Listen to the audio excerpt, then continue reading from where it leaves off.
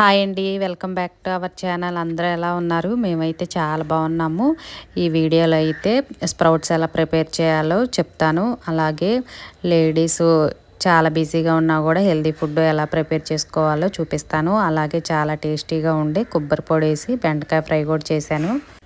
Video అయితే skip చేయకుండా last వరకు చూడండి. ఇంక ఇక్కడైతే బాక్స్ కోసం బెండకాయ ఫ్రై ప్రిపేర్ చేస్తున్నా. ముందు రోజు నైటే బెండకాయలు మొత్తం కడిగి క్లాత్ మీద ఉంచేసానండి. అవి పూర్తిగా తడంతా ఆరిపోయిన తర్వాత మార్నింగ్ అయితే బెండకాయలు కట్ చేసుకుంటే మనకి జిగురు శాతం చాలా తక్కువగా ఉంటుంది. అలాగే మరీ ముద్దగా అవ్వకుండా ఉంటుంది. బాగా ఫ్రైలా కావాలనుకునే వాళ్ళు ముందు నైటే కట్ చేసుకోవచ్చు.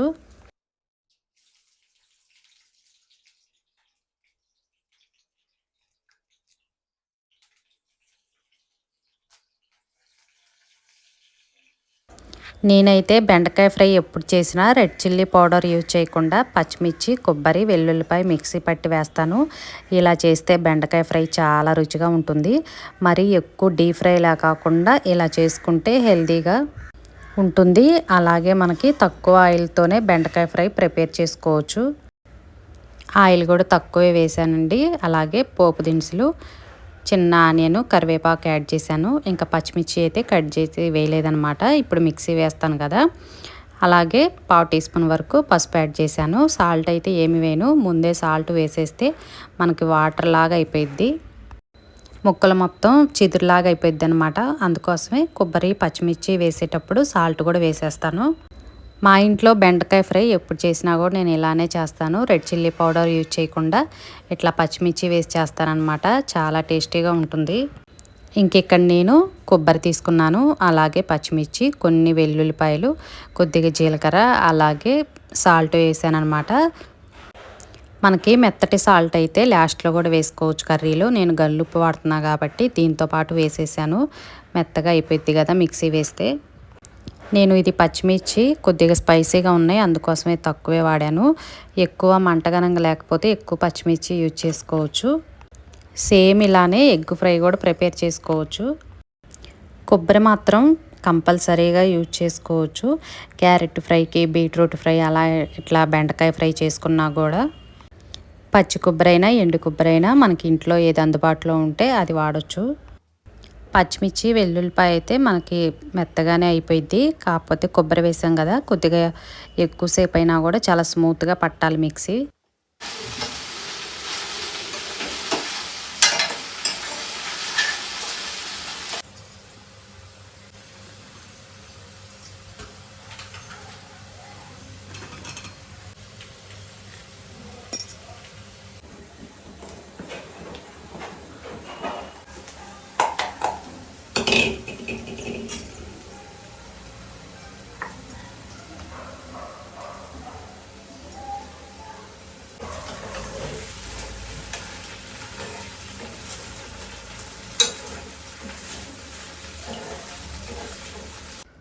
ఇట్లా పచ్చి కొబ్బరి, పచ్చిమిర్చి అన్నీ మిక్సీ వేసాం కదా, అవంతా యాడ్ చేసి ఒక 5 నిమిషాలు సిమ్లో పెట్టేస్తే ఆ పచ్చి వాసన అంతా పోయి మనకి ఎంతో టేస్టీగా ఉండే బెండకాయ ఫ్రై అయితే రెడీ అయిపోయింది. చాలా అంటే చాలా రుచిగా ఉంటుందండి. ఎప్పుడన్నా ట్రై చేయండి. కర్రీ అయితే అయిపోయింది. ఇప్పుడైతే దోశ ప్రిపేర్ చేస్తున్నా. దోశ పిండిలోనే ఆనియన్, పచ్చిమిర్చి, కరివేపాకు, జీలకర్ర, కొద్దిగా సాల్ట్ అయితే వేసి కలిపాను.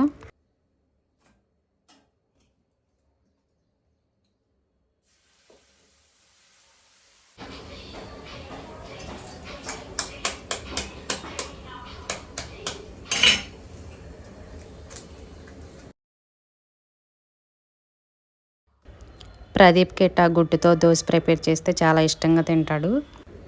కంపల్సరీగా దోశ ప్రిపేర్ చేస్తే మాత్రం ఇట్లా ఒక గుడ్డుతో దోశ ప్రిపేర్ చేస్తాను. ఇంకా నేను దోశ మీద అయితే ఆనియన్స్, పచ్చిమిర్చి, అల్లం ఏమి వేయలేదు. పిండిలో వేసేసా కదా. ఒకవేళ పిండిలో వేయకపోతే ఇట్లా పైన అయితే చల్లుతాను. ప్రదీప్కి అయితే దోశ ఇచ్చేసాను. ఇదైతే మాస్టర్ది. చట్నీ చేశాను చక్కగా. తర్వాత అయితే ఇది టమాటా చట్నీ తాలింపు వేశాను. అమ్మ వాళ్ళు పంపించారనమాట. చాలా రుచిగా ఉందండి. బాగా మంచి కలర్ఫుల్గా, కొద్దిగా స్పైసీగా ఉందన్నమాట. రైస్లోకైనా దోశకైనా బాగుంటుంది.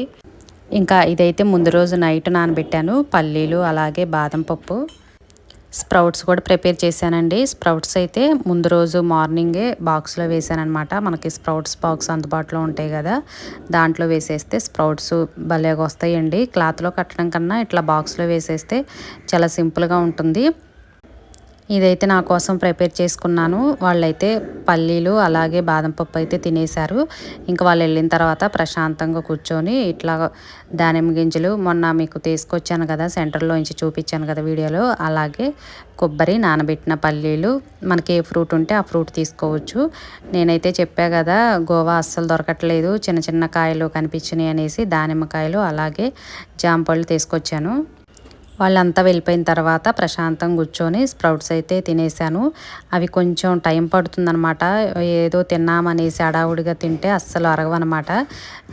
గ్యాస్ట్రిక్ ప్రాబ్లం వచ్చినట్టు ఉంటుంది. అందుకోసమే చాలామంది తినడానికి భయపడుతూ ఉంటారు. అలా కాకుండా కొద్దిగా ఒక 20 నిమిషాలు ప్రశాంతం కూర్చొని నమిలి తినాలి. ఇంకా ఒక గంట గ్యాప్ ఇచ్చిన తర్వాత టీ తాగాను. ఎందుకంటే మనం స్ప్రౌట్స్ తిన్న తర్వాత ఏం తినకూడదు కాబట్టి తాగకూడదు. ఒక గంట ఆగిన తర్వాత ఇట్లా టీ పెట్టేసుకొని ప్రశాంతంగా తాగాను అనమాట. ఈ వీడియో నచ్చితే లైక్ చేయండి.